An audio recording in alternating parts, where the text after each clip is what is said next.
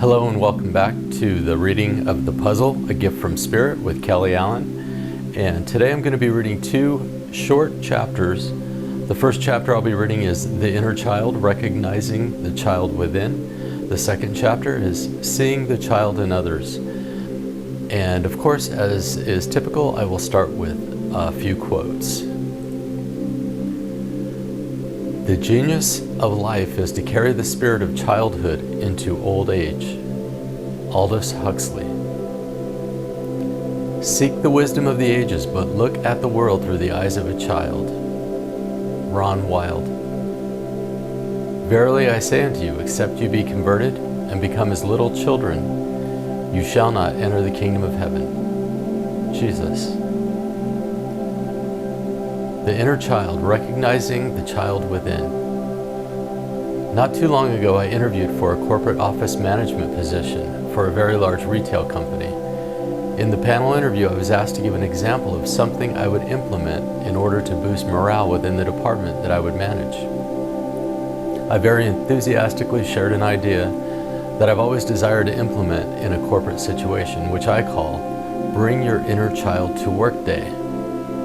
I explained that this consisted of having all the members of the department bring to work a picture of them when they were a child.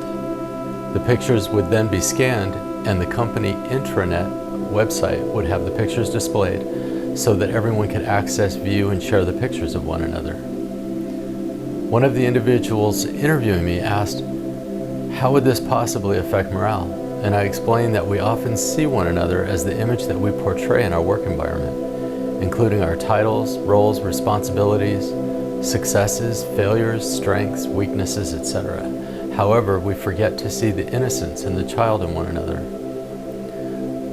By sharing the pictures of our childhood, we remind each other of the humanity in each of us and the fact that we individually have had experiences, encounters that ultimately shaped us into the person that we are today.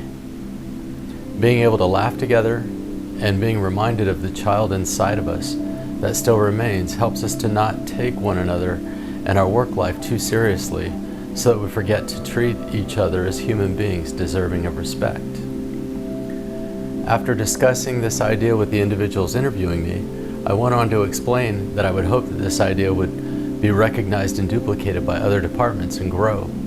I further discussed how amazing it would be if the idea grew to the point that it was implemented company-wide and on the corporate website from the top executive down. Imagine the huge positive PR campaign that would result when news stations and articles are discussing the progressive company that replaced all the pictures on its corporate website, including its executives and administrative staff, with images of these individuals as children. The CEO of a company might have a picture of her or himself on a pony. The president of the company might have a picture on a ride at Disneyland. Take Your Inner Child to Work Day could take on a life of its own, and before long, companies everywhere could be experiencing a complete paradigm shift because of something so seemingly simple. Although I was offered the job with the company, I had another opportunity present itself and ultimately had to decline the offer. I hope they ran with the idea, and I hope it had a positive impact. Seeing the child in others. I'm not exactly sure when I began this practice. I've been doing it for so long now. At some point in my life, I began, when meeting people for the first time, trying to recognize the child within them. Now when I look into the eyes and shake the hands of the person I'm meeting, I try to visualize them as a child. By doing so, I immediately replace any judgments of them or any preconceived ideas with that of innocence. This also dispels my fears and insecurities about the judgments they may be making about me. This usually results in a feeling of openness and comfort and a more immediate connection. I've also found this to be effective when I'm conducting a seminar or in public speaking. I remember the child in myself and I imagine the child in each of the audience members. Almost immediately upon engaging the crowd, I can sense the ease of tension in the room and see the smiles on the faces of the individuals. As the energy within the room increases, I can sense as it is reciprocated throughout the room and the enthusiasm takes over. Before long, the room is charged with people sitting on the edge of their seats and everyone is energized and wanting to participate. Often we forget to acknowledge the child within us, and we put constraints on ourselves and one another. We posture and use buzzwords and industry rhetoric to impress ourselves and one another. Unfortunately, when it comes time to truly implement the concepts that are said to transform our way of thinking to increase efficiency, effectiveness, productivity, we have ourselves confined to, quote, acceptable levels of demonstrated enthusiasm and professional demeanor. Spirit in us wants us to experience fullness of joy, passion, excitement, enthusiasm, and all the other positive emotions we have the capacity to feel.